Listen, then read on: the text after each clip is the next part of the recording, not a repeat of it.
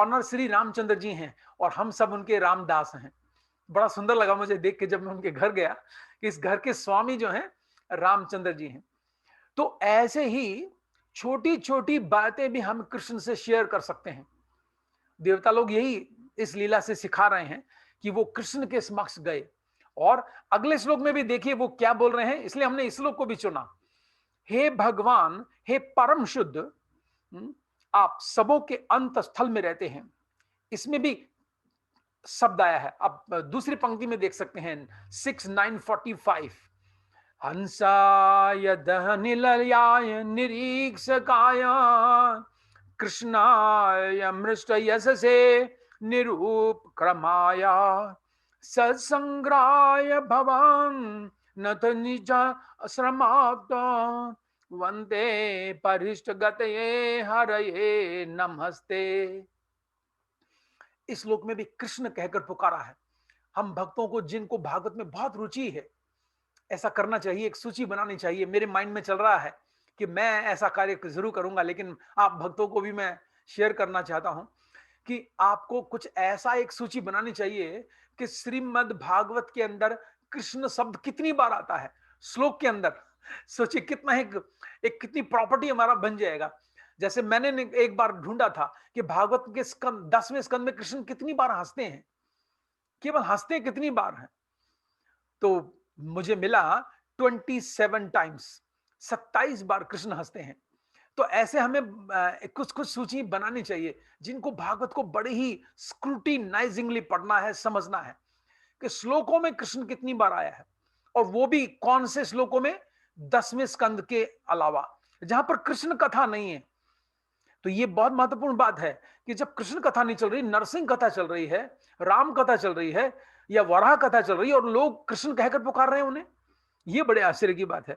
तो इससे पता चलता है एते चे अंश कला पुंसा कृष्णस्तु भगवान स्वयं इंद्रारी व्याकुलम लोकम मृडयंती युगे युगे। तो इस श्लोक में देखिए देवता लोग क्या कह रहे हैं, हे भगवान, हे परम शुद्ध, आप सबों के अंत स्थल में रहते हैं। तो कृष्ण का गुणगान कर रहे हैं, क्योंकि जब किसी का गुणगान किया जाता है तो उसकी दृष्टि हम पर पड़ती है। भौतिक संसार में भी हम देखते हैं, अगर आप किसी का ग्लोरिफिकेशन करो तो वो आपकी तरफ देखता है, ओह ये व्यक्ति मेरा ग्लोरिफिकेशन कर रहा है। तो यही विधि भी है कि हमें जिसको प्रसन्न करना तो उसको ग्लोरीफाई करना चाहिए। तो देवता लोग कह रहे हैं आप सबों के अंतस्थल में रहते हैं, और सचमुच में भगवान रहते हैं। ऐसा भी नहीं कि वो चाटुकारिता नहीं कर रहे देवता लोग। कृष्ण सबके हृदय में परमात्मा रूप में रहते हैं, अंगुष्ठम मात्रम, अंगूठे के आकार के। भागवत के 2 स्कंद में बताया गया है, जैसा शरीर वैसे ही अंगूठे के आकार के। चींटी के शरीर में रहते हैं, चींटी के अंगूठे के आकार के। हाथी के शरीर में रहते हैं, हाथी के अंगूठे के आकार के। हमारे शरीर में रहते हैं, हमारे अंगूठे के आकार के।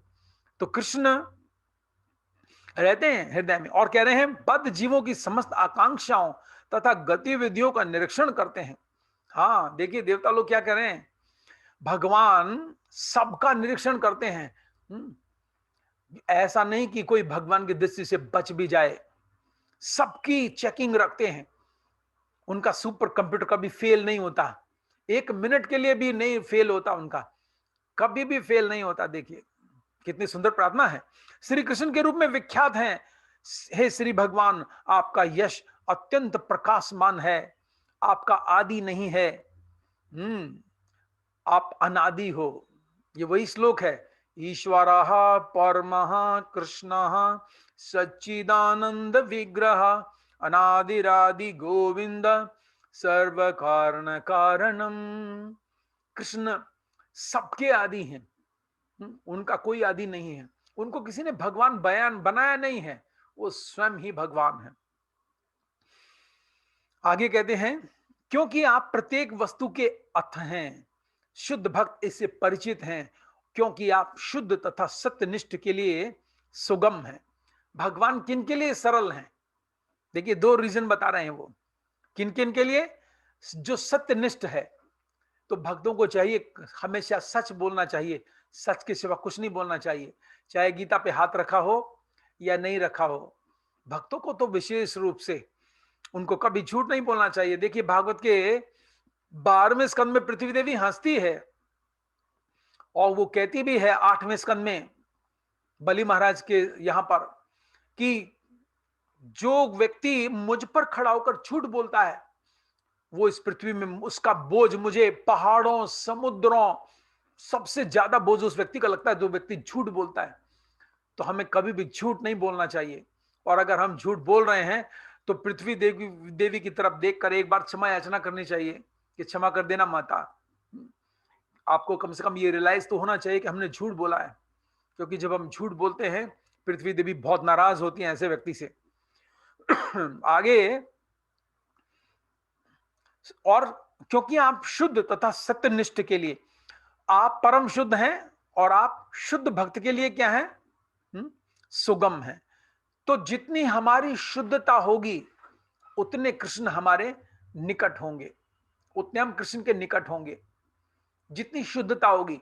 अब आप सोच लीजिए, विचारों की शुद्धता, अंदर की शुद्धता, बाहर की शुद्धता, आसपास की शुद्धता, ये सब हमें बनानी पड़ेगी। अगर हमने शुद्धता नहीं बनाई तो फिर बहुत कठिनाई हो सकती है, हम नहीं अचीव कर पाएंगे।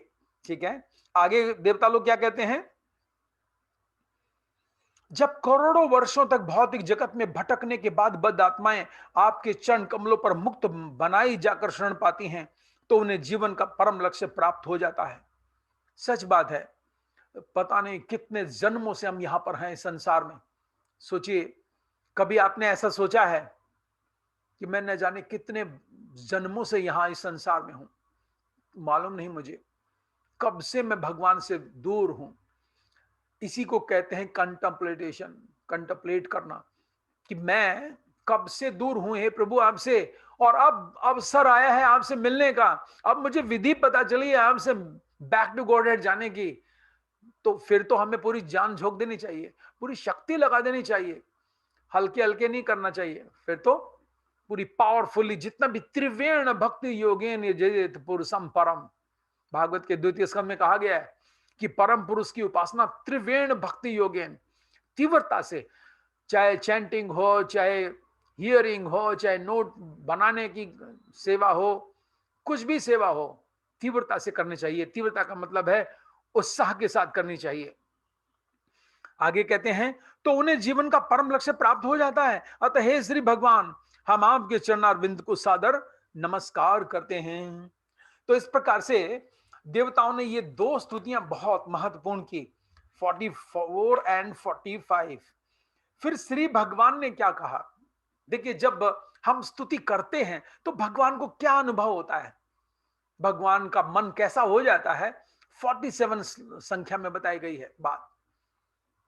श्री भगवान उवाच प्रीतो हम वह सुर श्रेष्ठा मदोपस्थान विद्या आत्मैश्वर्य स्मृति पुंसाम भक्तिश्चैव यया मयि। देखिए क्या कह रहे हैं, श्री भगवान ने कहा, इतनी सुंदर स्तुति करने के बाद भगवान गदगद हो गए, प्रसन्न हो गए। और भगवान क्या बोले, हे प्यारे देवो, हे प्यारे देवो। क्यों? क्योंकि बहुत सुंदर वो स्तुति कर रहे हैं तो भगवान को बहुत अच्छा लगा। हे प्यारे देवो, तुम लोगों ने अत्यंत ज्ञान पूर्वक मेरी स्तुति की है। हाँ, इसको समझना बहुत जरूरी है।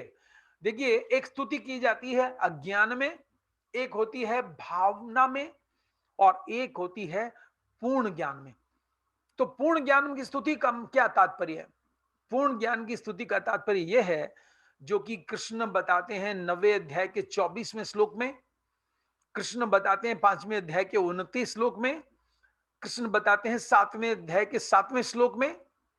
ऐसे कई श्लोक हैं भगवत गीता में जिसमें कृष्ण, जो मुझे सबसे ज्यादा लगता अपील करता है, वो श्लोक है 9.24, अहम ही सर्वस्व, अहम अहम ही यज्ञ नाम, क्षमा कीजिए, अहम ही यज्ञ नाम, कि मैं ही सारे यज्ञों का भोक्ता हूं, भोक्ता प्रभु रेव चाह न तू मामा भी जानाति यावनस्यास्मि तत्वतः। हे अर्जुन, जो व्यक्ति मैं ही सारे लोगों का राजा हूं, ईश्वर हूं, और मैं ही भोगता हूं सब तपस्याओं का, जो इस बात को नहीं जानता उसका पतन हो जाता है। देखिए कितना जरूरी है इसका मतलब कृष्ण को जानना। ये भगवत गीता का सबसे सुपर हिट डुपर श्लोक है। सोचिए आप गीता पढ़ रहे हैं, कई बार गीता के जो कमेंटेटर होते हैं वो गीता में ही पढ़ करके कहते हैं कि कृष्ण नाम का कोई व्यक्ति नहीं था, वो तो उनके कृष्ण के मुख से कोई और बोल रहा था, निराकार ब्रह्म बोल रहा था। कई ऐसे संस्थाएं हैं जो इस प्रकार से प्रचार करती हैं। तो इसका मतलब है आपके भगवान को किसी दूसरे के मुख में बोलना पड़ता है, जैसे भूत करता है ना, किसी और के शरीर में आकर के बोलना लग जाता है कुछ कुछ। तो कृष्ण क्या उनके पास अपना शरीर नहीं है। आपके जो जैसे वो शिव जी को कहते हैं शिव जी कृष्ण के मुख से बोल रहे हैं, ऐसा नहीं है। तो कृष्ण स्वयं है और ये इस बात को उठा रहे हैं, अहम ही सर्व यज्ञानाम भोक्ता च प्रभुरेव च ना तू मामा भी जानती यावनः चास्मि तत्वतः। तो हमें इस बात को समझना है कि हमें जो ऐसा कृष्ण चाहते हैं वैसे उनका ज्ञान में उनकी उपासना करनी है। इस श्लोक में देखिए भगवान ने ये बोला है, इसलिए भगवान देवताओं को कह रहे हैं हे प्यारे देवो, आप प्यारे हो ए देवो। क्यों? क्योंकि तुम लोगों ने ज्ञान पूर्वक मेरी स्तुति की है। तो ज्ञान में स्तुति करना चाहिए हमें। ज्ञान का मतलब यहां वो ज्ञान नहीं है जो तर्क तर्क वितर्क का ज्ञान है, पूर्ण ज्ञान में। इसलिए देखिए 15 अध्याय श्लोक संख्या 19 में कृष्ण ने यही कहा है, यो मामेव सम्मूढ़ो जानाति पुरुषोत्तम से सर्वित भजती सर्व भावे न भारता। हे अर्जुन, यो जो कोई, एक एक शब्द देखिए, जो कोई माम मेरा मुझे एव निश्चित रूप से, यो माम एव असम्मूढ़ो संशय रहित होकर, यो माम एव सम्मूढ़ो जानाति पुरुषोत्तम, जानता है मैं ही पुरुषोत्तम भगवान हूं, मेरे से ऊपर कोई नहीं है, मैं सब का स्वामी हूं। यो माम एव सम्मूढ़ो जानाति पुरुषोत्तम सह वह सर्वित भजती। सर्ववित का मतलब है वित से विद्वान बनता है। वो पूर्ण मेरी भावना में जैसा मैं हूं वैसे मेरे ज्ञान में मेरी उपासना करता है। हमारे भारत में ये बड़ी ही विडंबना है कि वो कृष्ण की भी पूजा करते हैं और देवी देवताओं की पूजा करते हैं। उनके मंदिर में जाओ तो ऐसा लगेगा जैसे चिड़ियाघर में आ गए हम लोग। बहुत सारे देवी देवता, पूरी भरमार मिलेगी। और वो पता क्या बोलेंगे आपको, अरे प्रभु आप लोग तो केवल कृष्ण को मानते हो, हम तो सबको मानते हैं। कितने उदार चेता है देखिए, हम सबको मानते हैं। इसमें बड़ा ही सुंदर देखिए एक्सप्लेनेशन है। वैष्णव लोग भी सबको मानते हैं, ऐसा नहीं कि वैष्णव लोग किसी को नाराज करते हैं, लेकिन बहुत सुंदर एनालॉजी है। जैसे कि एक पतिव्रता स्त्री सारे पुरुषों का सम्मान करती है लेकिन पूजा केवल अपने पति की करती है, एक पतिव्रता स्त्री, उसी प्रकार से वैष्णव लोग भी सारे देवताओं का सम्मान करते हैं। वैष्णव लोग तो चींटी का भी सम्मान करते हैं, चींटी, चिड़िया, जो भी जितने भी जीव हैं सबका सम्मान करते हैं, लेकिन पूजा केवल कृष्ण की करते हैं। अपना हृदय वो केवल कृष्ण को देते हैं। इसलिए भगवान ने ये जो श्लोक उच्चारण किया है, इसको हमें बड़ा ही रियलाइजेशन के साथ सुनना चाहिए। कृष्ण ऐसे नहीं बोल देते कुछ भी, प्रीतो हम वे सुर श्रेष्ठा, तभी भगवान उनको देखिए सुर श्रेष्ठ कहकर पुकार रहे हैं, नहीं तो सुर श्रेष्ठ नहीं कहा होता। हे प्यारे देवो, तुम लोगों ने अत्यंत ज्ञान पूर्वक मेरी स्तुति की है, जिससे मैं तुम लोगों से अत्यंत प्रसन्न हूं। तो हमें भगवान की स्तुति भगवान के अनुसार करनी चाहिए। ये नहीं कि हम प्रेसिडेंट और एक पुलिस स्टेशन के एसएचओ को कहें कि हाँ हाँ आप भी राष्ट्रपति हो और आप भी राष्ट्रपति के समान हो। तो वास्तव में ये राष्ट्रपति का अपमान है, प्रेसिडेंट का अपमान है कि हम उसकी तुलना कर रहे हैं किनसे, एक पुलिस स्टेशन के खाली एसएचओ से। कृष्ण ऐसे नहीं है। इसलिए कृष्ण बहुत प्रसन्न है, कह रहे हैं कि मैं अत्यंत तुम लोगों से प्रसन्न हूं। मनुष्य ऐसे ज्ञान के कारण मुक्त हो जाता है। देखिए दूसरी बात भगवान ने क्या कही, जब एज इट इज स्तुति की देवताओं ने, कि ऐसी जब मेरी स्तुति की जाती है ना, ऐसे ज्ञान में मेरी स्तुति की जाती है तो जीव मुक्त हो जाता है। तो हम में से कौन कौन है जो चाहता है मुक्त होना? वो हैंड रेस कर सकते हैं अपना वीडियो ऑन करके, ताकि मुझे पता भी चले कौन कौन सुन रहा है। एक दो तीन, तीन लोगों ने हाथ हैंड रेस किया अभी, एक माता जी ने भी हैंड रेस किया, यस, चार, पांच। तो हैंड रेस करना चाहिए कि मैं कृष्ण को जानना चाहता हूं, एज इट इज जानना चाहता हूं। इसका उपाय भी कृष्ण गीता में बताते हैं। देखिए 10.3 में कृष्ण ने कहा, यो माम अजम मनादिम च वेत्ति लोक महेश्वरम असमूढ़ा समृतेषु सर्व पापे प्रमुच्यते। यही बात यहां बोल रहे हैं कृष्ण। मनुष्य ऐसे ज्ञान ज्ञान के कारण मुक्त हो जाता है और मेरे उच्च पद को, जो भौतिक जीवन की दिशाओं के ऊपर है, स्मरण करता रहता है।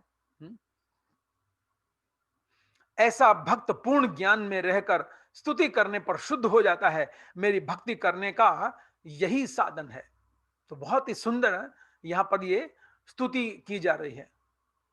ठीक है, तो आगे चलते हैं। ये हमने 47 में स्तुति की, और फिर यस, हे बुद्धिमान देवताओं में, हे बुद्धिमान देवताओं में श्रेष्ठ, ये सत्य है। देखिए कृष्ण आगे क्या कह रहे हैं, यद्यपि मेरे प्रसन्न हो जाने पर किसी के लिए कुछ भी प्राप्त कर लेना कठिन नहीं है, तो भी शुद्ध भक्त जिसका मन एकांत भाव से मुझ पर स्थिर है, मेरी भक्ति में निरंतर रहने के अतिरिक्त मुझसे और कुछ नहीं मांगता। अब पिछले बार हमने चर्चा की थी देवताओं की प्रेयर्स, और इस बार हम चर्चा कर रहे हैं भगवान का रिस्पॉन्स। जब भगवान की स्तुति की जाती है तो भगवान को क्या फीलिंग होती है। भगवान बहुत प्रसन्न थे पिछले श्लोक में भी, और इसमें भी क्या कह रहे हैं, किम दुरापम मयि प्रीते तथापि विबुधर्षभा मय्ये कांतम तिनोर्तान्यम मतो वांछति तत्वत्वे। देवताओं को भगवान क्या कह रहे हैं कि यह सत्य है, इसमें जरा भी शंका नहीं है। अगर मैं प्रसन्न हो जाऊं किसी से, तो क्या होता है, किसी के लिए कुछ भी प्राप्त कर लेना कठिन नहीं है। और हम भगवान के मंदिर में जाकर के क्या मांगते हैं, हे कृष्ण ये दे दो, हे कृष्ण ये दे दो, हे कृष्ण ये दे दो। लेकिन बुद्धिमान भक्त क्या मांगता है, हे कृष्ण मुझे तो आप चाहिए।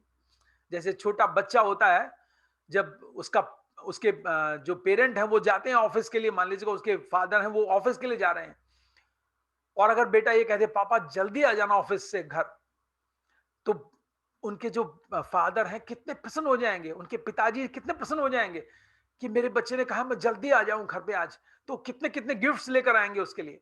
अर्थात भगवान से हमें यही मांगना चाहिए, मुझे आप चाहिए। इसलिए प्रहलाद महाराज क्या कहते हैं, प्रहलाद महाराज कहते हैं, हे प्रभु ये तो व्यापारियों का काम होता है आपसे कुछ मांगना, आपसे कुछ मांगना करना, कुछ हिस्सेदारी में हाथ बटाना, मुझे कुछ नहीं चाहिए। जब भगवान नरसिंह देव ने बार बार उन्हें आग्रह किया तो प्रहलाद महाराज ने क्या कहा, हे प्रभु अगर आप देना ही चाहते हो तो मेरे हृदय में जितनी भी भौतिक इच्छाएं हैं उनको, मांगने की जो इच्छा है उनको खत्म कर दीजिए बस। देखिए यह है शुद्ध भक्ति। हम लोग वो वाली भक्ति नहीं करते, सुख संपत्ति घर आवे कष्ट मिटे तन का। हम वो वाली भक्ति नहीं करते, और ना ही ऐसी भक्ति को रिकमेंड करते हैं कि हम भगवान से जाकर ये कहें, हे प्रभु सुख संपत्ति घर आवे कष्ट मिटे तन का। नहीं नहीं नहीं, ये तो कृष्ण स्वयं बता रहे हैं। देखिए जब मैं प्रसन्न हो जाता हूं तो कुछ भी प्राप्त कर लेना कठिन है ही नहीं। एक भक्त ने बड़ा ही सुंदर एग्जाम्पल दिया था, अगर आप एक सब्जी वाले से कुछ सब्जियां खरीद लो, आलू खरीद लिए 2 kg, आपने कुछ गोभी खरीद लिया, कुछ गाजर खरीद ली, कुछ मूली खरीद ली, तो हरी मिर्च और धनिया तो वो वैसे डाल देगा। अर्थात आपने भगवान को प्राप्त कर लिया, तो भगवान ये छोटे मोटे रोटी कपड़ा मकान जो जिसके लिए हम बोलते हैं कपड़ा दे दो, रेमंड्स का सूट दे दो, वो तो भगवान वैसे ही दे देंगे। ये मांगने की वस्तु नहीं होती। एक छोटा सब्जी वाला भी आपको अनुभव होगा, वो सब्जी चलते समय थोड़ी सी हरी मिर्च डाल देगा, थोड़ा सा धनिया डाल देगा। तो इससे ये पता चलता है, कृष्ण कह रहे हैं तो भी शुद्ध भक्त जिसका मन एकांत भाव से मुझ में स्थिर है, मेरी भक्ति में निरत रहने के अतिरिक्त मुझसे और कुछ नहीं मांगता, कुछ नहीं मांगता। और क्या बोले हैं भगवान, देखिए कितना सुंदर बोले हैं भगवान, कि जो मेरा शुद्ध भक्त है वो कुछ नहीं मांगता है इसके अतिरिक्त।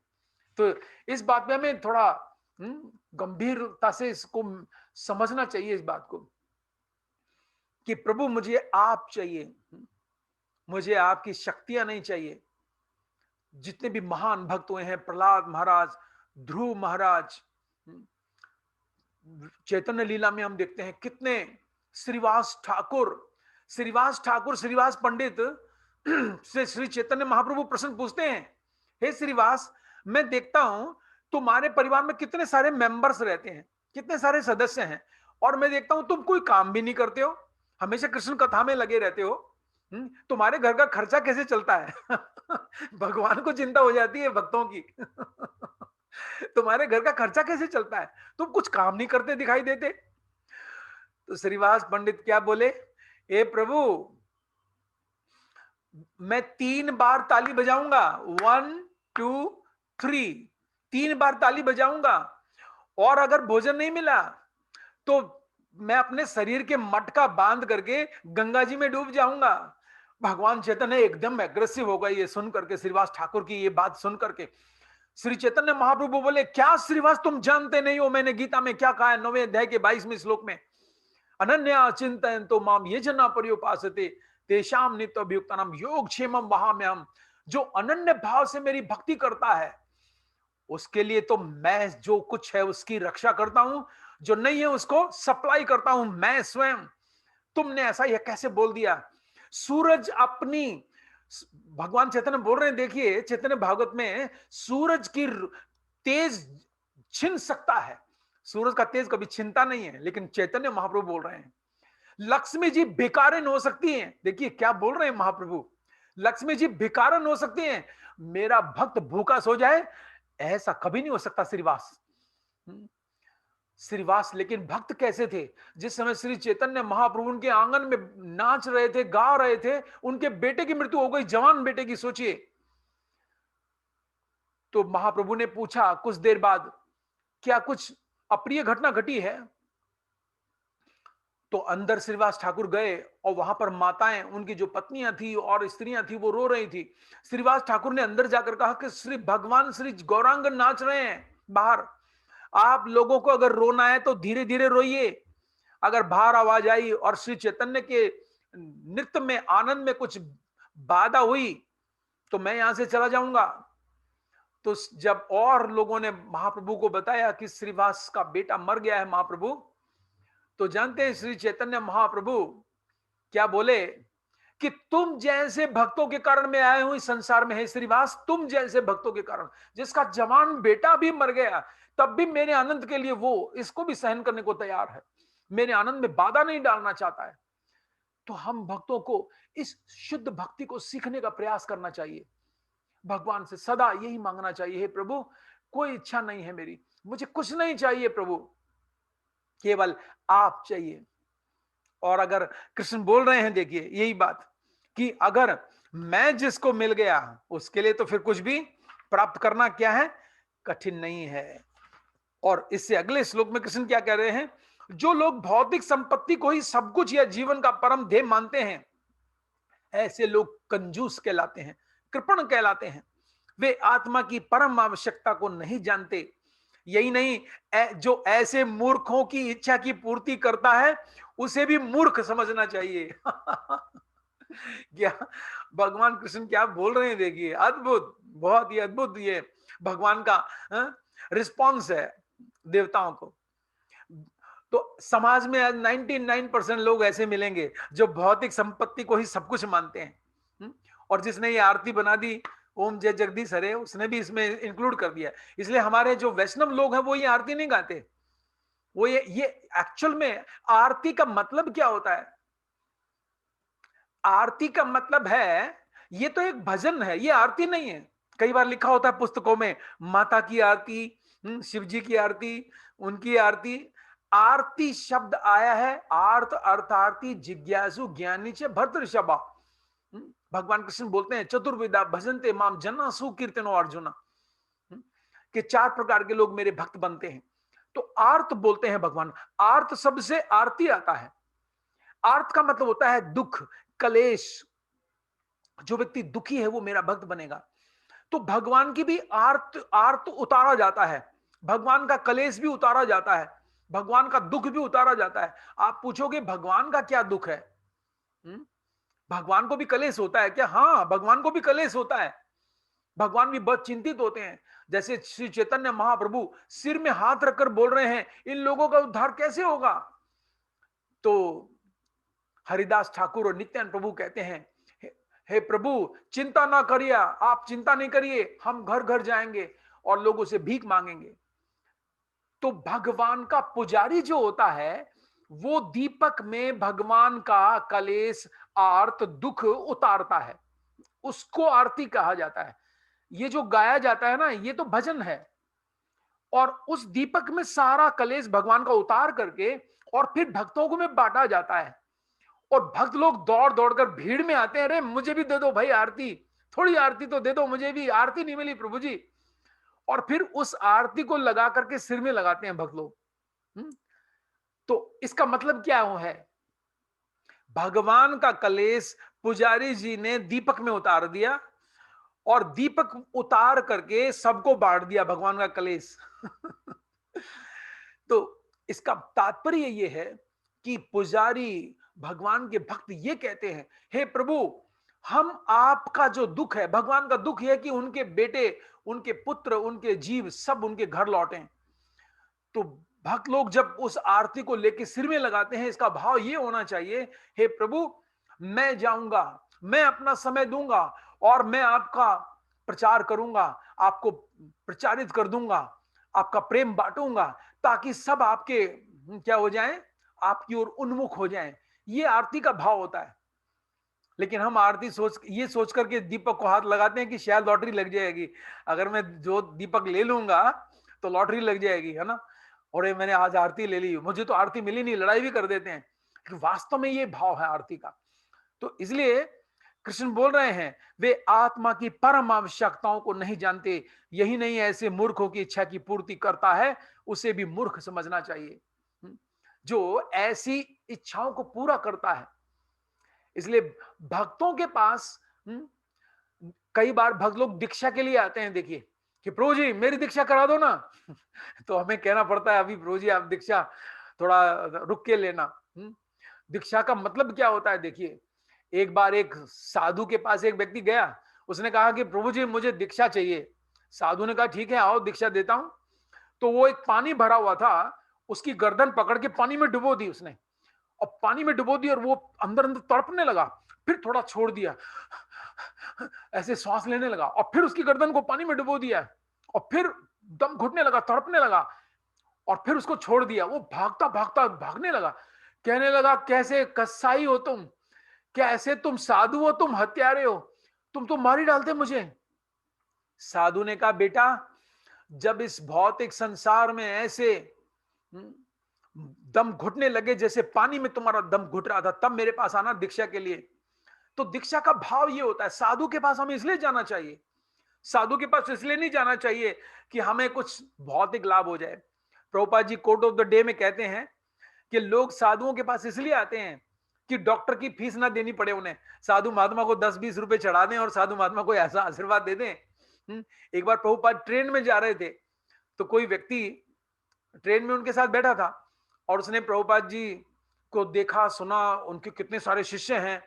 प्रभुपाद जी से कहने लगा, प्रभुपाद मुझे आशीर्वाद दे दो, मुझे आशीर्वाद दे दो। तो प्रभुपाद जी समझ गए उसका भाव। प्रभुपाद जी बोले, मेरे आशीर्वाद देने के बाद ऐसे हो जाओगे जैसे सबके हेड शेव हुए हुए हैं, मेरा आशीर्वाद चाहिए? वो बोले नहीं नहीं नहीं, मुझे प्रभुपाद ऐसा आशीर्वाद नहीं चाहिए। वो भाग गया, देखिए। तो इसलिए भगवान कह रहे हैं, जो ऐसे मूर्खों की इच्छा पूर्ति करता है उसे भी मूर्ख समझना चाहिए। तो ये भी बहुत सुंदर रिस्पॉन्स है भगवान का। न वेद कर्पण श्रेया आत्मनो गुणवृत दुख तस्य तानि छतो यच्छेद यदि सोपि तथा विदा। आगे भगवान कहते हैं, भक्ति योग में दक्ष शुद्ध भक्त कभी भी मूर्ख पुरुष को भौतिक सुख के लिए कर्म करने का उपदेश नहीं देगा। ये भी बिल्कुल वैसा ही श्लोक है, और कृष्ण इसमें भी यही कह रहे हैं, ऐसे कार्यों में सहायता करना तो दूर रहा। ऐसा भक्त उस अनुभवी वैद्य के समान है जो रोगी के चाहते हुए भी उस कुपथ्य ग्रहण करने के लिए प्रोत्साहित नहीं करता। तो भगवान स्वयं बोल रहे हैं, देखिए भगवान की इच्छा जानना चाहिए इसलिए भक्तों को कि भगवान की क्या एक्सपेक्टेशन है मुझसे। जब हमें भगवान की एक्सपेक्टेशन पता चलेंगी तब हम सही रिस्पॉन्स करेंगे। तो यहां भगवान की यही एक्सपेक्टेशंस हैं कि वो कभी भी ऐसा नहीं चाहते कि कोई उन्हें भौतिक वस्तुएं मांगे। जब कोई ये कहता है कि प्रभु मुझे आप चाहिए, तो फिर उनकी दृष्टि पात उठता है और उनकी कृपा दृष्टि होती है। आगे भगवान कह रहे हैं, हे मघवा इंद्र तुम्हारा कल्याण हो। हाँ, अब देखिए आगे कथा बढ़ती है। अब भगवान कुछ निर्देशन दे रहे हैं, क्या? मैं तुम्हें महान साधु दधीची के पास जाने की राय देता हूं। वे ज्ञान व्रत तथा तपस्या में अत्यंत सिद्ध हैं और उनका शरीर अत्यंत पुष्ट है। अब देर न लगाओ, उनके पास जाकर उनका शरीर मांगो। अब भगवान कुछ इंस्ट्रक्शन दे रहे हैं उन्हें कि तुम किसके पास जाओ? दधीची ऋषि के पास जाओ। दधीची ऋषि, आप लोग जानते हैं दधीची ऋषि का आश्रम जो है नैमिषारण्य के कुछ निकट ही है। और हम यात्रा लेकर गए थे अपने सेंटर से, तो दधीची ऋषि के जहां मूल आश्रम है वहां हमने दर्शन किया उनका। और बहुत बड़ा विग्रह उनका लगा हुआ है, वहां पर दधीची बैठे हैं आश्रम के अंदर। और वो दोनों में दक्ष थे दधीची ऋषि।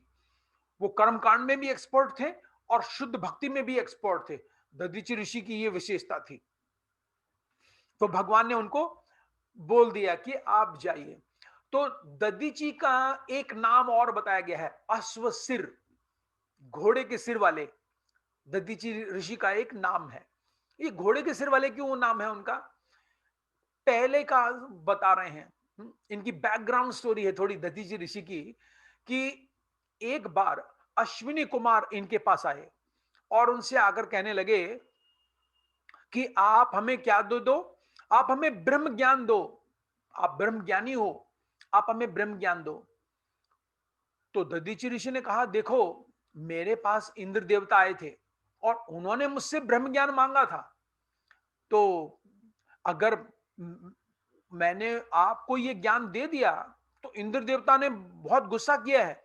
वो स्वर्ग के राजा, उन्होंने कहा है कि अगर तुमने ये ज्ञान किसी और को दे दिया तो मैं तुम्हारा सिर काट लूंगा, तो इसलिए मैं ये ज्ञान तुम्हें नहीं दे सकता।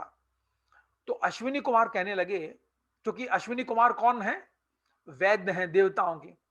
इनकी छोटी सी एक कथा है जो कि हमें जानना चाहिए दधीची ऋषि की, कि अश्वशिर नाम क्यों है इनका। जो अश्विनी कुमार है वो कहने लगे कि आपका हम पहले से ही चेंज कर देते हैं, ट्रांसफॉर्मेशन कर देते हैं। क्या? आपको पहले हम घोड़े का सिर लगा देते हैं, क्योंकि इतने एक्सपर्ट वैद्य हैं स्वर्ग लोक के कि वो चेंज कर सकते हैं। लेकिन हमारे यहां अगर ऐसा हो जाए तो व्यक्ति जीवित नहीं बचेगा। लेकिन स्वर्ग में ज्यादा एडवांस टेक्नोलॉजी है। उन्होंने घोड़े का सिर लगा दिया और कहा कि अब आप हमें ब्रह्म ज्ञान दे दो। अब जब इंद्र आएगा आपका सिर काटेगा तो हम असली वाला सिर आपके सिर में लगा देंगे। तो दधीची ऋषि मान गए और उन्होंने घोड़े का सिर लगवाया और घोड़े के सिर से उन्होंने अश्विनी कुमारों को क्या किया? ये ब्रह्म ज्ञान प्रदान कर दिया। इसलिए दधीची ऋषि का एक नाम है, क्या नाम है? अश्वशिर, घोड़े के सिर से उन्होंने दिया। फिर इंद्र देवता जब आए, इंद्र देवता बड़े कुपित थे, बड़े गुस्से में थे, आपने वो ब्रह्म ज्ञान क्यों दे दिया उनको? तो इंद्र देवता ने आकर के उनका सिर काट दिया। तो अश्विनी कुमारों ने आकर फिर से क्या किया? उनका जो मूल सिर था वो उनके सिर में लगा दिया। तो इसलिए उन दधीची ऋषि का एक नाम है अश्वशिर। दधीची ऋषि की हड्डियों से, ये तो बहुत फेमस है, हम सब जानते होंगे कि उनकी हड्डियों से एक ऐसा अस्त्र बनाया गया, वज्र बनाया गया, जिससे इस वृत्रासुर का वध किया जा सकता था। लेकिन आखिर क्या था दधीची ऋषि के पास ऐसा?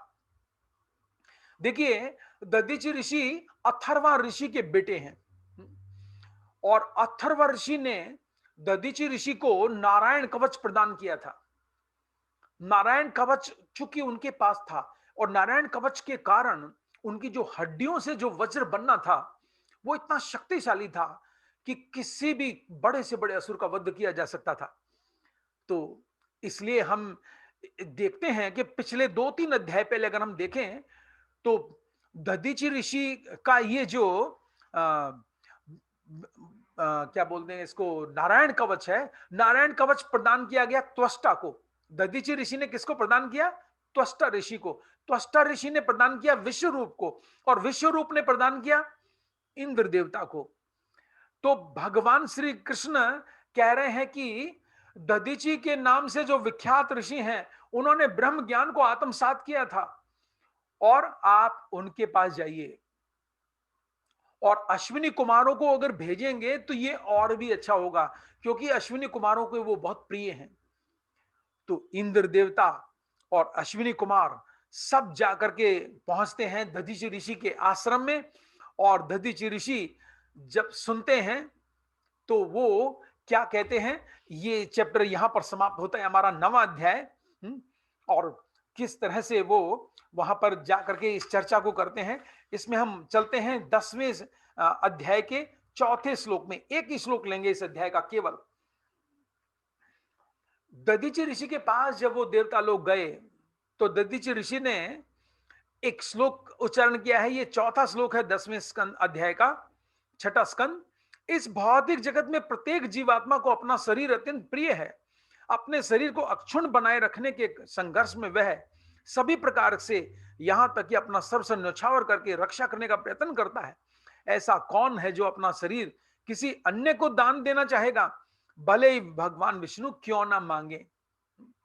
तो दधीचि ऋषि उन्हें उनसे चाहते थे असल में धर्म का उपदेश सुनना, क्योंकि दधीचि ऋषि यहां पर देखिए ये शिक्षा दे रहे हैं मानव समाज को, हम सबको ये शिक्षा दे रहे हैं कि आखिर जो भी भौतिक जो हमारे पास क्वालिटी है, मान लो जैसे कोई पेंटिंग जानता है, कोई कुकिंग जानता है, उसकी वो भौतिक योग्यता कब पूरी होगी? अभी अभी मैं प्रभुपाद शिक्षामृत पढ़ रहा था कुछ देर पहले। प्रभुपाद जी की एक पुस्तक है प्रभुपाद शिक्षामृत। प्रभुपाद जी की कई पुस्तकें हैं ऐसी। एक पुस्तक है प्रभुपाद लीलामृत, एक है प्रभुपाद रसामृत, और भी कई उनके डिसाइपल्स ने लिखा है। लेकिन एक पुस्तक जो कि इस्कॉन बीबीटी ने निकाली, उसका नाम है प्रभुपाद शिक्षामृत। उसमें प्रभुपाद की इंस्ट्रक्शंस हैं। प्रभुपाद ने जो जो अपने डिसाइपल्स को लेटर लिखे हैं, वो सारे लेटर्स को असेंबल करके एक नाम दे दिया गया प्रभुपाद शिक्षामृत। उसमें प्रभुपाद, मैं अभी जो पढ़ रहा था, उसमें प्रभुपाद जदुरानी माता जी को लिख रहे हैं, because you are a very nice painter, so I request you kindly paint all the your paintings relating to only Krishna and Krishna devotees.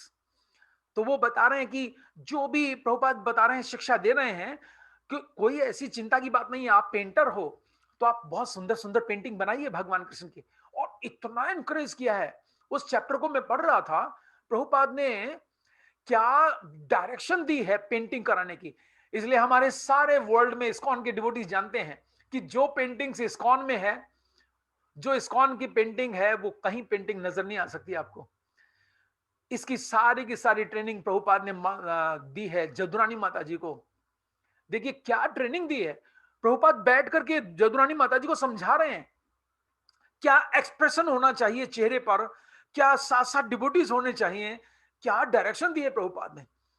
तब जाकर के इतनी नाइस पेंटिंग निकल कर आई है। प्रभुपाद उसमें बता रहे हैं कि जो कृष्णा पुस्तक है, प्रभुपाद उसमें बता रहे हैं कि 90 अध्याय है 10वें स्कंद में। 40 अध्याय है वृंदावन लीला के, 50 अध्याय है द्वारका लीला के। देखिए प्रभुपाद ऐसे इंस्ट्रक्ट कर रहे हैं।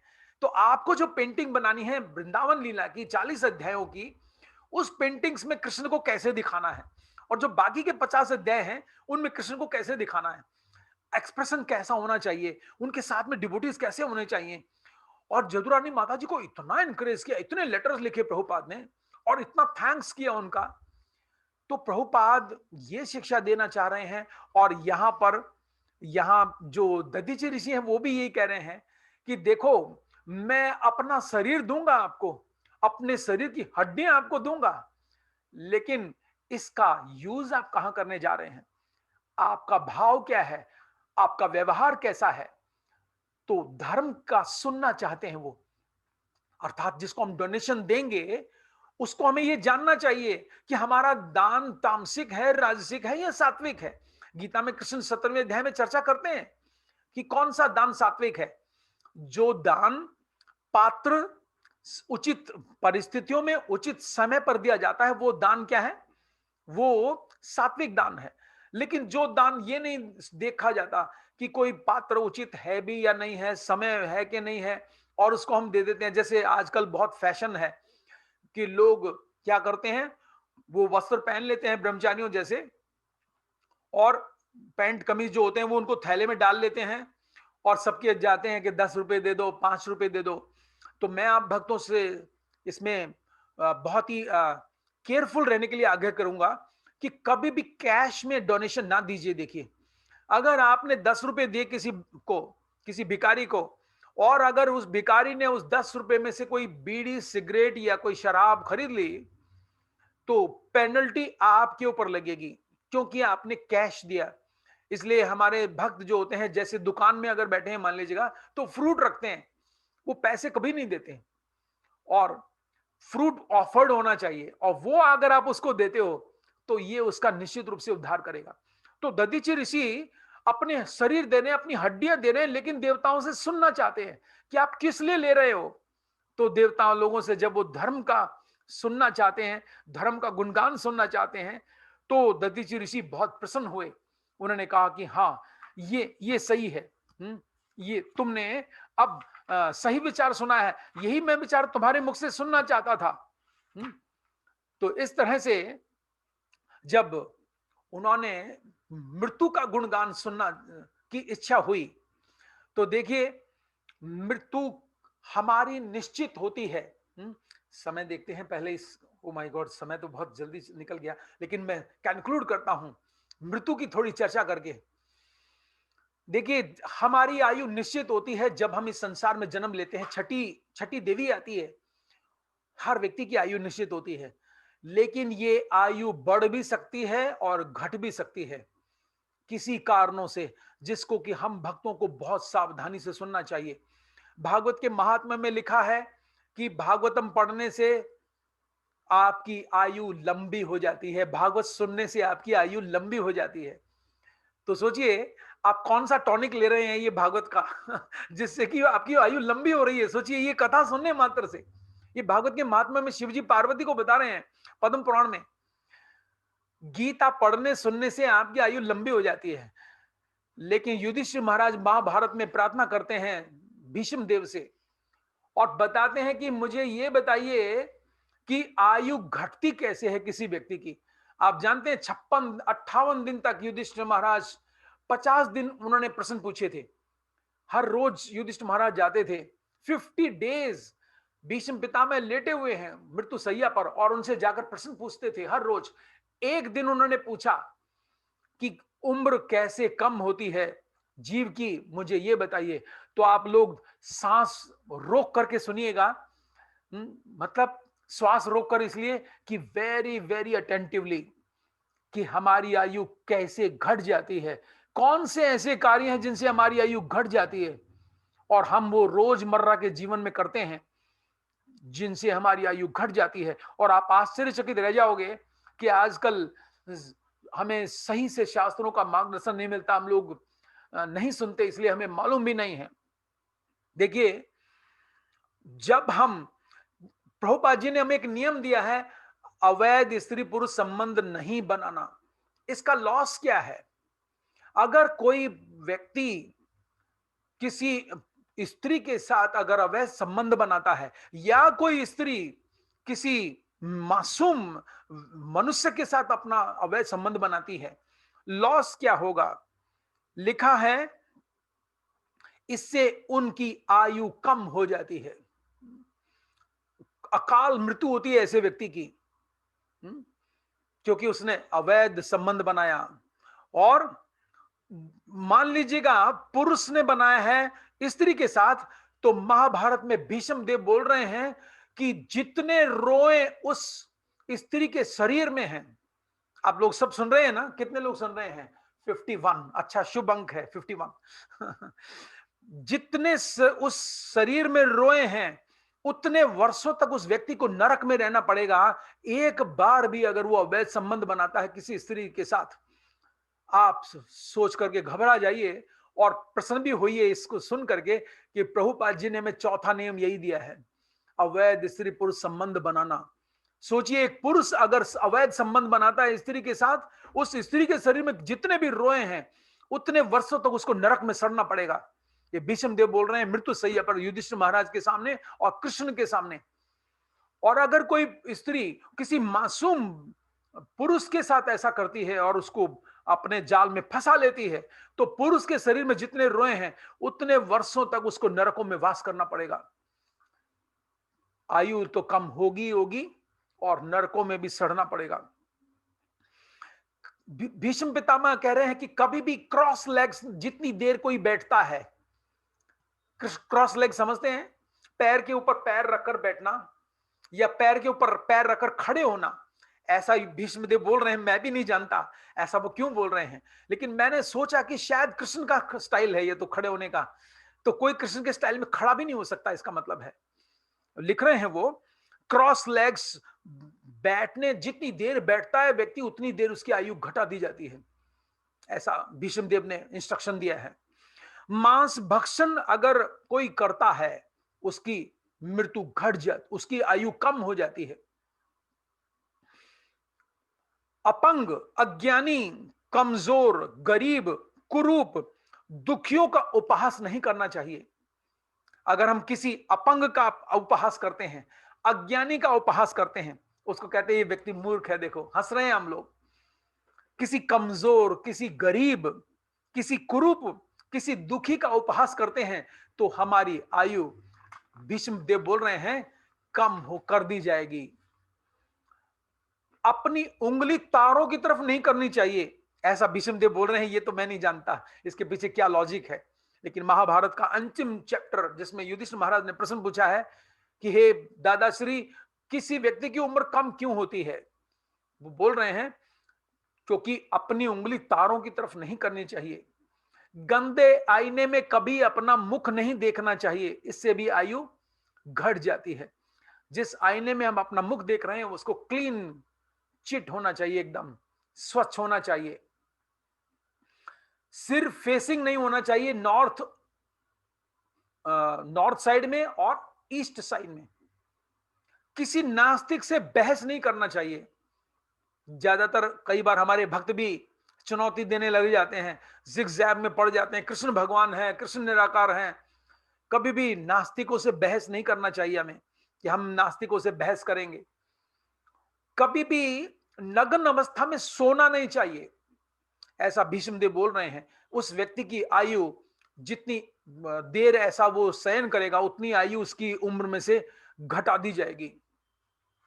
जिस समय स्त्रियां दूषित होती हैं उन महीने के 4 दिनों में स्त्रियों से बात नहीं करनी चाहिए का मतलब यहां पर एक्सप्लेनेशन है, उनसे संपर्क नहीं करना चाहिए, उनका भोग नहीं करना चाहिए, और अगर उनको स्पर्श किया जाता है आयु घटा दी जाती है उस पुरुष की उतनी देर के लिए।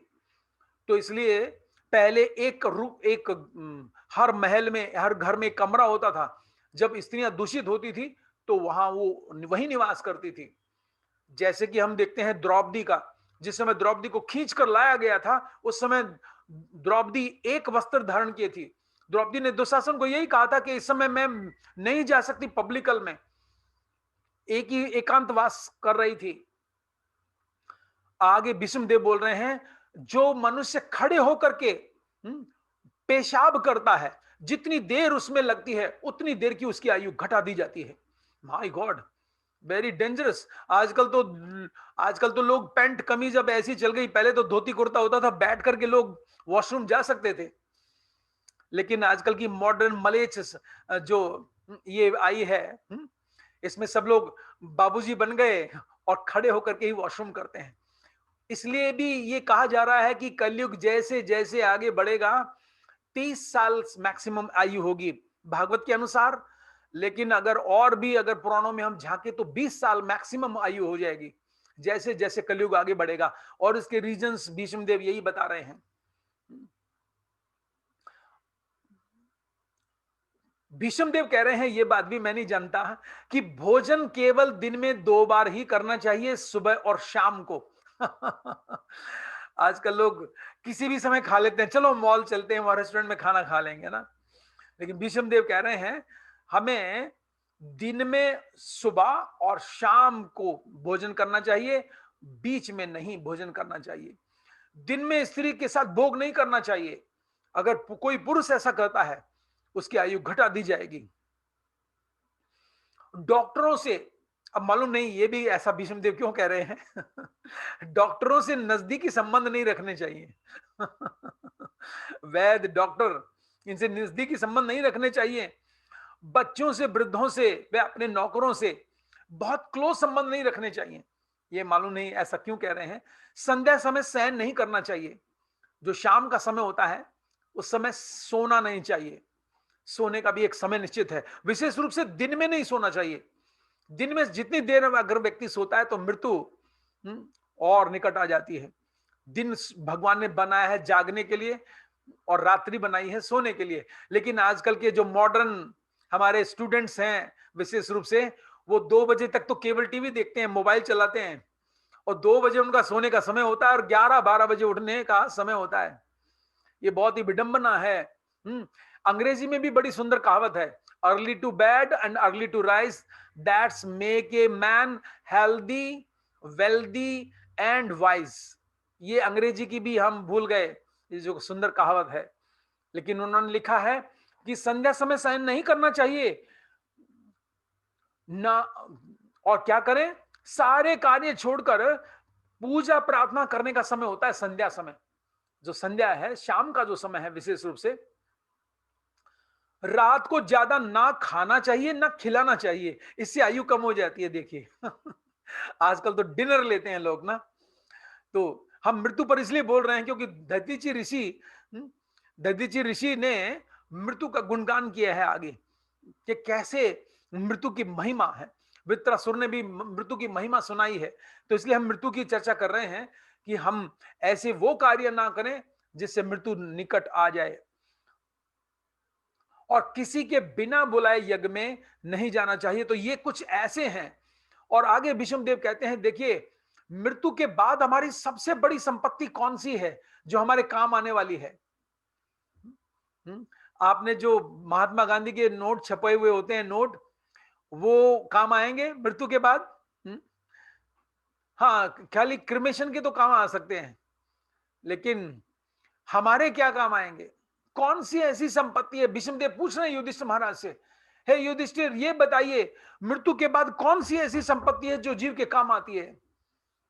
तब युधिष्ठिर महाराज ही रिवर्स आंसर देते हैं और कहते हैं, हे दादाश्री, जो भगवान श्री कृष्ण का नाम है, जो भगवान श्री कृष्ण की कथा है, वास्तव में जीव की यही प्रॉपर्टी है। इसलिए तो अर्जुन को धनंजय कहकर पुकारा कृष्ण ने, क्योंकि उसने असली धन को जीता था।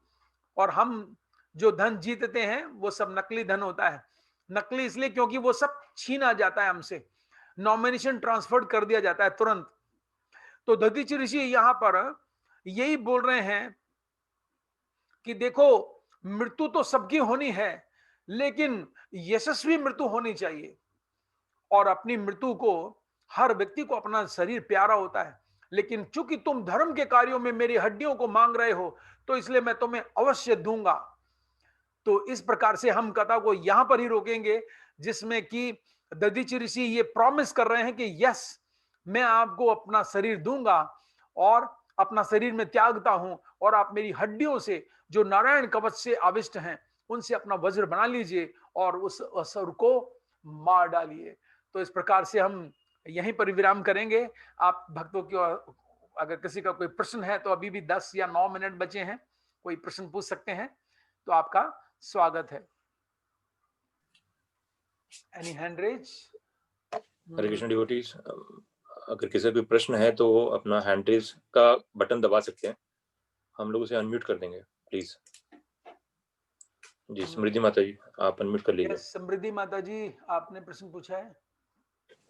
मृणाली नाम है इनका, बेटी का नाम है ये शायद मैं जानता हूँ माता जी को। यस माता जी। हरे कृष्णा प्रभु जी। हाँ यस माता जी। आपको मेरी आवाज आ रही है प्रभु जी? हाँ बिल्कुल क्लियर है, आ रही है माता जी, बोलिए। यस यस माता जी बोलिए, आपकी आवाज आ रही है। अच्छा, जैसे आपने अभी बोला कि जब हम भगवान के सामने जाएं और उनसे अपना भाव मतलब हमारा ये भाव होना चाहिए कि हमें आप चाहिए भगवान से, तो यस, वो भाव कैसे आएगा प्रभु जी हम में?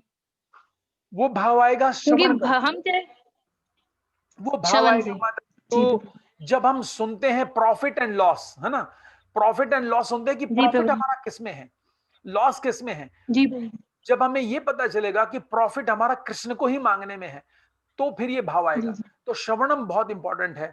हमें भगवान के शुद्ध भक्तों से श्रवण करना चाहिए, विशेष रूप से जैसे हम प्रभुपाद जी से सुनते हैं, गुरु महाराज से सुनते हैं, और भी वरिष्ठ वैष्णवों से सुनते हैं।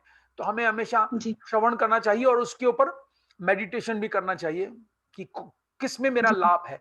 जैसे कि दो शब्द जी होते हैं, प्रभु। श्रेयस एंड प्रेयस।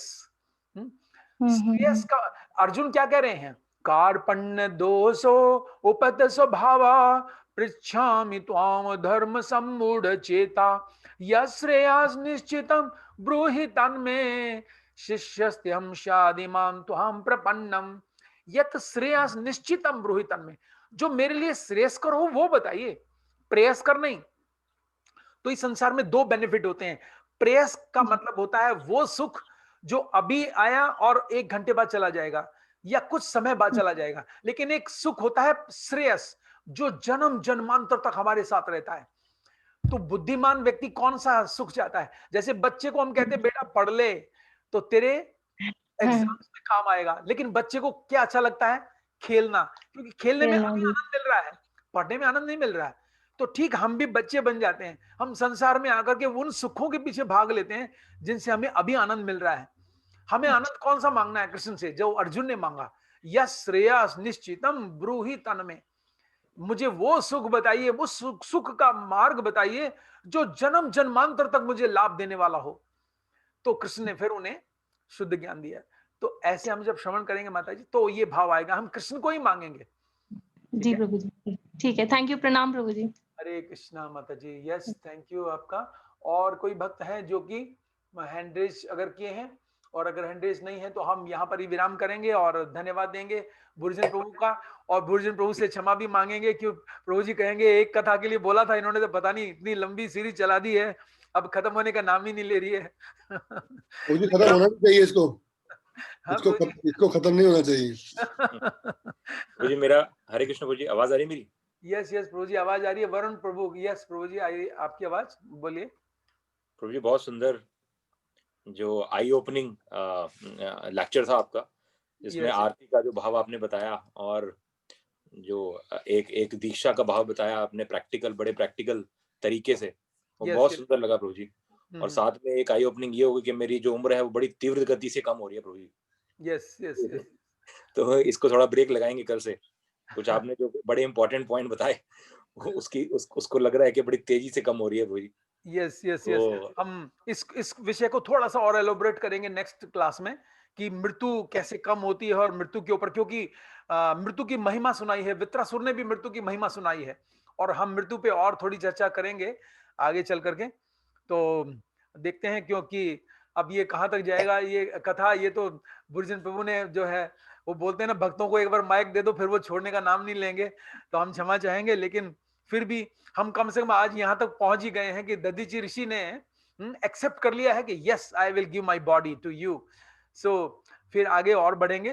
तो और किसी भक्त का कोई प्रश्न है तो हैंड रेज कर सकते हैं, अभी तो हैंड रेज और नहीं आया। यस, एक प्रभु जी हैंड रेज है, मैं हाँ अनम्यूट कर देता हूँ।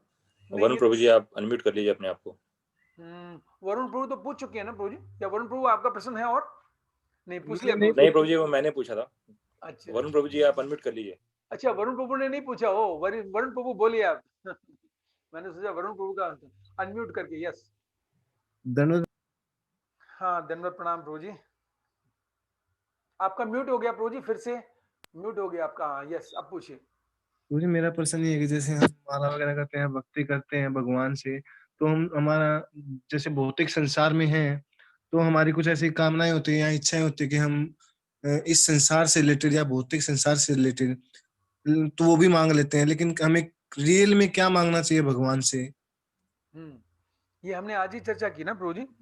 वैसे तो देखिए श्रीमद् भागवत के 2वें स्कंद में बताया गया है, अकाम है सर्व कामो वा मोक्ष काम उदारधि त्रिवेण भक्ति योगेन यजेत पुरुषम परम। कृष्ण एक ऐसे पर्सनालिटी हैं, अगर आपकी कोई कामना नहीं है, सर्व कामों, अगर आपकी बहुत सारी कामनाएं भी हैं, क्योंकि हम लोग देखिए अभी उतने शुद्ध नहीं हुए हैं, अकाम है सर्व काम हुआ मोक्ष काम उदारधि, बस एक ही कार्य करना है हमें, त्रिवेण भक्ति योगेन यजित पुरुषम परम। हमें तो कृष्ण की तीव्रता से नाम लेना चाहिए। कई बार भक्त लोग कहते हैं ध्यान पूर्वक जप करो, मन लगा करके जप करो, लेकिन मैं हमेशा कहता हूं पुकार करके जप करो। जब हम भगवान को पुकारेंगे कृष्णा, तो जाकर के हमारा मन भी टिकेगा, सब कुछ लगेगा। हमें भगवान को पुकारना चाहिए, रुदन करना चाहिए भगवान के सामने। अगर आप किसी विदेशी टेम्पल की वीडियोस देखोगे तो वहां पर देखोगे कैसे विदेशी लोग जप कर रहे हैं। हम लोग तो उनके 1% ठीक नहीं कर रहे, वो ऐसे चिल्ला चिल्ला करके रो रो करके जप करते हैं। और मंगल आरती के बाद जो चैंटिंग हो रही है मंदिर में, वीडियो टेप्स आप देखिए कैसे वो जप करते हैं, कैसे पूरा शरीर लगा देते हैं जप के ऊपर, कितने भाव से वो पुकार रहे हैं भगवान को। और हम लोगों को बहुत कृतज्ञ होना चाहिए कि देखिए जो अपॉर्चुनिटी हमें अब मिली है ना, इस्कॉन भी है, भारत आजाद भी है, और कोई ऐसी समस्या भी नहीं है कि हमें पीटा जा रहा हो, हमारी कोई परीक्षा ली जा रही हो। जो अपॉर्चुनिटी अभी हमारे पास उपलब्ध है ना, ऐसी अपॉर्चुनिटी जन्म जन्म के बाद मिलेगी कभी जाकर के। ऐसी अपॉर्चुनिटी बहुत जन्मों के बाद मिलती है। सोचिए सारी फैसिलिटी है हमारे पास, और केवल हम लोगों को बस आप आगे बढ़ना है। तो हमें इसलिए इस अपॉर्चुनिटी को पूरा एनकैश करना चाहिए, सोचना चाहिए कि अब मेरे पास इतनी अपॉर्चुनिटी है। नहीं तो देखिए प्रहलाद महाराज, जिनका हम नाम लेते हैं बड़े आदर से, उनको तो हाथियों के तले कुचला गया, उनको सांपों से डसवाया गया, पत्थरों से पीटा गया, आग में जलाया गया, क्या नहीं किया गया। और फिर भी प्रहलाद महाराज ने अपनी आन बान को नहीं छोड़ा। उन्होंने कहा कि नहीं नहीं, हरिदास ठाकुर को 22 बाजारों में पीटा गया जल्लादों के द्वारा, और उनकी माता बोल रही है बेटा अपनी जिद छोड़ दे, ये तुझे मार डालेंगे, हरिदास ठाकुर की माता। लेकिन हरिदास ठाकुर क्या कह रहे हैं, खंड खंड जदि जाए मोर तन तबु ना छोड़ी बे हरि नाम संकीर्तन, तब भी मैं हरि नाम को नहीं छोड़ूंगा। और हमारे लिए तो कुछ भी नहीं, मुश्किल नहीं है, बस हमें केवल उत्साह के साथ, सीरियसनेस के साथ और बड़े ध्यान से और भगवान के कृतज्ञ होते हुए भगवान का नाम लेना चाहिए। ठीक है प्रभु जी, थैंक यू सो मच प्रभु जी। हरे कृष्णा। यस, एक माता जी ने हैंड रेज किया है, धर्मधारणी माता जी। यस माता जी, धर्मस्या देवी। हरे कृष्णा प्रभु जी, प्रणाम। हाँ माता जी प्रणाम। आपको आवाज थोड़ी कम आ रही है, थोड़ा सा जोर से बोलिए। हाँ प्रभु जी, मेरा एक प्रश्न था कि जैसे आप बोलते हो तो हमारी समझ में भी आती है कि हमें भक्ति करनी चाहिए अच्छे से, लेकिन और हमें जब हम संसार में माया की लात भी खा रहे हैं और हम ये भी सोच रहे हैं कि हम आगे भी बढ़े, लेकिन फिर भी नहीं बढ़ पाते, हम क्या कारण है उस चीज का? आप तो माता जी बहुत आगे बढ़ पा रहे हो। आप देखिए भागवत कथा हाँ बढ़ रहे प्रभु जी, मैं तो सोच रही हूँ, मैं तो वहीं बैठी हूँ, मुझे इतना लग रहा है। ये तो भक्तों की विनम्रता होती है, ऐसा ही सोचना है। हर भक्त को ऐसा ही सोचना है कि मैं आगे नहीं बढ़ पा रहा हूं। दुखी होते हैं ना ऐसे हम कि हम आगे ना बढ़ पा रहे। लेकिन जो भक्त होते हैं ना, दूसरे जो वरिष्ठ वैष्णव होते हैं ना, वो जानते हैं कि आप आगे बढ़ रहे हो या नहीं बढ़ रहे हो, है ना। तो आप देखिए मंगल आरती भी कर रहे हैं आप, माता जी मंगल आरती कर रहे हैं, कितने बजे करते हैं? सुबह वो 4:30 बजे करते हैं प्रभु जी। 4:30 बजे मंगल आरती करते हैं। जपा 16 माला कितने बजे हो जाता है आपका? कभी सुबह भी हो जाए, कभी थोड़ी बहुत लेट भी हो जाए प्रभु जी। मैक्सिमम कितने बजे तक, यानी 7-8 बजे तक हो जाती है। हाँ, 7-8 बजे तक 16 माला हो जाती है, मंगल आरती हो जाती है। और आप अध्ययन रोज कितनी देर करते हैं? प्रभु जी आधा घंटा 1 घंटा भी हो जाए। 1 घंटा भी हो जाता है ना। तो बस प्रभुपाद जी ने तो इतना ही कहा है। प्रभुपाद ने कहा है कि 70, कहीं कहीं डिवोटीज कहते हैं 65, लेकिन मैंने जो सुना था वो यही सुना था कि लगभग 75% अगर आप शुद्ध हो गए, 100% नहीं, तो बैक डोर जो है ना भगवान का धाम, उसकी चाबी मैं लेकर आया हूं। प्रभुपाद बोल रहे हैं मैं बैक डोर से एंट्री करा दूंगा भगवान के धाम में। तुम केवल ध्यानपूर्वक 16 माला 4 नियम करो और भक्तों का संग करो, भक्तों से कथा सुनो, दैट्स ऑल। बस प्रभुपाद हमें बैक डोर से एंट्री कराएंगे। डोंट वरी माता जी, बिल्कुल भी घबराइए नहीं। कथा तो प्रभु जी सुनते हैं, लेकिन उसको हम अपने अंदर अप्लाई नहीं कर पा रहे। हाँ, अप्लाई करने के लिए ये है कि माता जी जो भी सुने ना, उसको सारे दिन सोचें कि आज मैंने क्या सुना था और इसको मैं कैसे अपने जीवन में लगाऊं। ठीक है ना? इसलिए मैं हमेशा कहता हूं कि 1 या 2 लेक्चर सुन के हम क्या करें, बड़े उसके ऊपर सोचें कि आज मैंने क्या सुना। जैसे अभी-अभी हमने देखी चर्चाएं की हैं, दीक्षा कब लेनी चाहिए? आज हमने चर्चा की ना कि हाँ दीक्षा प्रभु लेने जी। का भाव क्या होना चाहिए। जब संसार से इस तरह से दम घुटने लगे, तब साधु के पास जाना चाहिए और साधु से यही आशीर्वाद मांगना चाहिए और भक्तों से यही प्रार्थना करनी चाहिए, हे प्रभु कृपा करके मेरे लिए प्रार्थना करो कि मैं बस इस, जैसे कि कृष्ण ने बोला अभी, आज हमने उनकी स्तुति पढ़ी, कि जो मेरे शरणागत हो जाता है फिर उसको कुछ भी कमी नहीं रहती। तो हमें भगवान से ही प्रार्थना करनी चाहिए, प्रभु आप में आसक्ति हो जाए हमारी, आपके नाम में रुचि हो जाए हमारी, और बच्चे की तरह हट करनी चाहिए भगवान से, बच्चे की तरह हमें पुकारना चाहिए भगवान को। ठीक है माता जी? तो इस तरह से ठीक है हम प्रभु, देखेंगे। धन्यवाद प्रभु जी। और प्रभुपाद ने इसमें कहा भी है, प्रभुपाद ने कहा कि न जाने हम कितने जन्मों से भगवान से दूर हैं। और प्रभुपाद उस अंग्रेजी के लेक्चर में अपने एक शिष्य को बता रहे हैं, it's a matter only for 10 to 11 years, मतलब 10-11 साल में ही आपकी स्थिति ये बनी है। और सोचो लाखों जन्मों से, न जाने हम कितने जन्मों से भगवान से दूर हैं। तो 10-11 साल में अगर इतनी अच्छी सिचुएशन हो गई कि हमें चिंता हो रही है कि हम आगे नहीं बढ़ रहे हैं, ये बहुत बड़ी संपत्ति आपने कमाई कर ली है माता जी। इसका मतलब है आपने बहुत बड़ी कमाई कर ली है कि यस, मेरे अंदर ये भाव तो आया कि मैं आगे नहीं बढ़ रहा हूं, बस इतना ही काफी है। बस ऐसा ही भाव हमेशा रखना और कभी ये मत सोचना मैं बहुत आगे बढ़ गई हूं। ठीक है ना? ठीक है माता जी। तो ठीक है बुरिजन प्रभु और सभी भक्तों का बहुत बहुत धन्यवाद देता हूं कि बड़े ही धैर्य के साथ, हालांकि वीडियोस ओपन नहीं करते भक्त लोग, लेकिन अगर वीडियो ओपन करें तो और भी उत्साह बढ़ेगा मेरा, क्योंकि वीडियो जब ओपन नहीं होता भक्तों का तो लगता है कि शायद दीवारों को प्रवचन किया जा रहा है, लेकिन भक्ति सिद्धांत महाराज ने हमने प्रैक्टिस करा दी है। भक्ति सिद्धांत महाराज कहते हैं दीवारों को प्रवचन करो, अगर तुम्हारा कोई नहीं सुन रहा तो अब तो हमें जूम के माध्यम से अभ्यास भी हो गया कि हम कोई भी नहीं दिख रहा हो तब भी प्रवचन कर सकते हैं। ठीक है, हरे ग्रंथराज कृष्ण श्रीमद् प्रभु जी। भागवतम की जय। यस माता जी, कौन? हाँ माता जी बोलिए। प्रभु जी सॉरी, हाँ एक क्वेश्चन है। हाँ माता जी बताइए बताइए, आपके लिए मोस्ट वेलकम। प्रभु जी बहुत सुंदर कथा कर रहे हैं आप, बिल्कुल सामने सीन क्रिएट हो रहा है हर कथा में।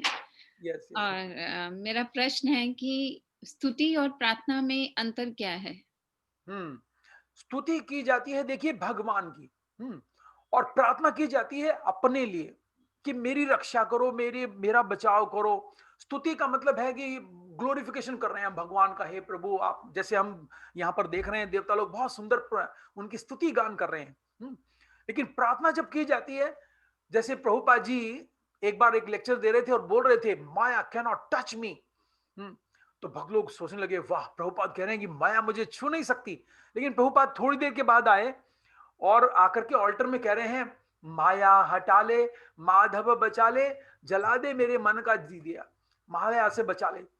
तो भक्त लोग सोचने लगे अरे प्रभुपाद अभी अभी व्यास आसन में बोले माया कैन नॉट टच मी, और अभी आकर कह रहे हैं माया से बचा ले माधव। तो प्रभुपाद से भक्तों ने पूछा प्रभुपाद अभी अभी आप व्यास आसन में कुछ बोल रहे थे और यहाँ पर कुछ बोल रहे हैं। तो प्रभुपाद ने कहा क्योंकि मैं यहाँ पर प्रार्थना कर रहा हूं माया से बचने की, अपने लिए। तो प्रार्थना की जाती है माता जी अपने लिए, और स्तुति की जाती है भगवान का गुणगान करने के लिए। ठीक है, तो दोनों में से इम्पोर्टेंट क्या है ज्यादा? जब हम भगवान के समक्ष आए तो स्तुति करना चाहिए, इसलिए भगवान कृष्ण का एक नाम है उत्तम श्लोक गुणानुवार्तया, भगवान का स्तुति गान करना चाहिए भक्तों को। देखिए जब भगवान की स्तुति की देवताओं ने, तो भगवान ने कितने सुंदर शब्दों में उन देवताओं को संबोधन किया है, हे मेरे प्यारे देवो। देखिए इस श्लोक में जो हमने पढ़ा, हे मेरे प्यारे देवो, मतलब भगवान प्रसन्न हो गए। जैसे ध्रुव के सामने जो भगवान प्रश्नि गर्भ आए तो प्रसन्न हो गए, ध्रुव की तपस्या को देख के, ध्रुव की साधना को देख के। तो ध्रुव बेचारा बालक था, उसको मालूम नहीं था मैं क्या प्रार्थना करूं, क्या स्तुति करूं। लेकिन भगवान प्रसन्न थे तो उन्होंने क्या किया, उनका शंख अपना उनके सिर में स्पर्श कराया। तो इससे ध्रुव को सारा आत्मज्ञान प्रकट हो गया।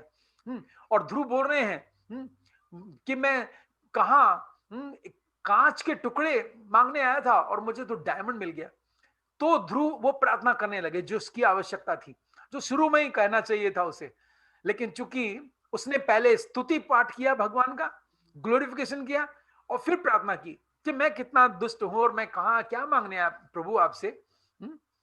तो इस तरह से माता जी, ठीक है, तो हमें स्तुति करना चाहिए भगवान के सामने, हमें भगवान के सामने जाकर कहना चाहिए, हे प्रभु आज आप बड़े सुंदर लग रहे हो, किस पुजारी ने आपको श्रृंगार किया है। हमें अगर कोई कह दे आज प्रभु जी आप बड़े स्मार्ट लग रहे हो, तो हम देखने लग जाएंगे ना, हाँ यस यस, हाँ अब बताओ क्या काम है। तो ये भाव में कृष्ण से ही आता है, हमें कृष्ण को जाके कहना चाहिए आज आप कृष्ण बड़े सुंदर लग रहे हो, किसने सजाया आपको। तो भगवान हम फिर हमारी प्रार्थनाओं को सुनेंगे कि इसको क्या चाहिए तुम्हें, क्या चाहिए तुम्हें, आप बताओ। तुमने स्तुति कर दी मेरी, है ना, तो फिर हम प्रार्थना करेंगे, हे प्रभु अपनी सेवा में लगाओ। तो हरे कृष्ण मंत्र एक प्रार्थना है, ठीक है माता जी। हरे कृष्ण। थैंक यू प्रभु। माता जी आपको वैसे सब मालूम है, लेकिन आपने और जनहित में याचिका जारी की थी कि सबको पता चले, तो इसलिए वैसे तो माता जी आप बहुत एक्चुअली हाईली एलिवेटेड डिवोटी हो, क्योंकि भुरिजन प्रभु के साथ में हो, और मेरा तो सौभाग्य है कि मैं भुरिजन प्रभु के संपर्क में आ गया, इससे कुछ न कुछ मेरा भी सुधार होगा, उद्धार होगा, क्योंकि प्रभु जी तो बहुत सीनियर वैष्णव है। बोलने चाहिए। नहीं माता जी, ये तो मेरा सौभाग्य है कि मैं, मुझे भुरिजन प्रभु जैसा वैष्णव बुला रहा है कि आप यहाँ पर कुछ आकर के 2-3 लाइनें सुना दो, तो मेरे लिए गौरव की बात है ये, ठीक है। हरे कृष्णा। हरे कृष्णा प्रभु जी, बहुत धन्यवाद प्रभु जी। और आप समय की चिंता मत करिए, कितना समय लग रहा है, जितना भी समय लगे, 2020 चले 2021 चले, कोई चिंता नहीं है। बहुत बहुत आनंद आ रहा है और बहुत सारी चीजें इसमें क्लियर हो रही हैं, वन बाय वन जो है, स्टेप बाय स्टेप, और बड़ा अच्छा अनुभव हो रहा है। केवल ज्ञान नहीं, अनुभव की चीजें भी इसके अंदर बहुत सारी हैं, कि मतलब प्रैक्टिकल लाइफ के अंदर, डे टू डे लाइफ के अंदर उनको क्या करना चाहिए। यस यस यस, अपनी भक्ति में प्रगति करने के लिए, भक्तों के संग के लिए, अपने जीवन निर्वाह के लिए क्या भगवान से मांगना चाहिए, किस तरह भगवान के पास जाना चाहिए, भगवान वास्तव में कौन है, और भगवान के भक्तों का भगवान से क्या संबंध है, भगवान की प्रसन्नता का कारण क्या है। इतनी सारी चीजें जो है मतलब क्लियर हो रही हैं, जो कि शायद कभी सुनी भी है या नहीं भी सुनी, लेकिन वो एकदम लाइन टू लाइन बहुत सीरीज के माध्यम से चल रही है। तो बहुत धन्यवाद प्रभु जी आपका। प्रभु जी आपकी विनम्रता है जो आप ऐसा बोल रहे हो। नहीं, ये बहुत सत्य की बात है, और बहुत अच्छा चल रहा है प्रभु जी। हरे बड़े सौभाग्यशाली हैं हम कि हमें मतलब गुरुदेव और प्रभुपाद ने ऐसे भक्तों का संग प्रदान किया है, कि जो शास्त्रिक ज्ञान को बिल्कुल, जैसे प्रभुपाद बोलते हैं कि एक पुस्तक भागवत और एक व्यक्ति भागवत, तो आप व्यक्ति भागवत मिले हमें पुस्तक भागवत सुनाने के लिए, तो बड़ा सौभाग्य और बड़ा ही धन्यवाद है ये कोरोना वायरस का, कि जिसने इतना आसान कर दिया इसको। मतलब ये तो हर सप्ताह में कहाँ मतलब संभव है आना, और इतनी दूर में बताना। आपका काफी दूर भी पड़ता है मुझे, मैं आता हूँ तो कम से कम 1.5 से 2 घंटा लगता था मुझे आने में। और एक बार तो हम जब आ रहे थे प्रभु जी, तो किसी 2 व्हीलर वाले ने हमें हिट कर दिया था बहुत जोरदार, लेकिन हम बच गए, पता नहीं भगवान की दया से कैसे बचे। अभी थैंक्स टू कोरोना वायरस कि वो सफर का समय बच गया। बहुत धन्यवाद प्रभु जी, हृदय से आपको धन्यवाद करते हैं, और सभी भक्तों से प्रार्थना करते हैं कि इस कथा का पूर्ण रूप से और आगे लाभ उठाएं और ध्यानपूर्वक इसको सुने। ग्रंथराज भागवतम की, हिसके सच्चिदानंद प्रभु की जय, श्रीला प्रभुपाद की जय, गौर प्रेमानंद। हरि हरि हरि बोल। कृष्णा